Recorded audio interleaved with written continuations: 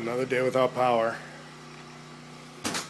Just heard from the town. They did one of those reverse 911 calls, and it looks like it's gonna be at least another more few days without power. So there's some empties over there. Gotta enjoy yourself somehow. But nice and warm last night, thanks to the old wood stove. Plenty of firewood. Just cleaned out the ashes. It's 68 degrees in here right now. There's no fire going, so I'll hold off on starting a fire till a little bit later. So, dog's enjoying herself, just watching out the windows. Sadie, say hello. Okay, don't say hello. So, anyway,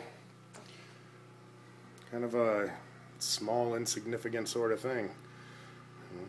Snowstorm, still leaves on the trees, heavy, wet snow, and we're without power for days. So, got most of the yard cleaned up. Still some stuff down here from tree over the top of my power lines. Still one piece hanging right up there on the lines. I gotta get that down. Should probably get a broom and knock it down before the power comes back on, obviously.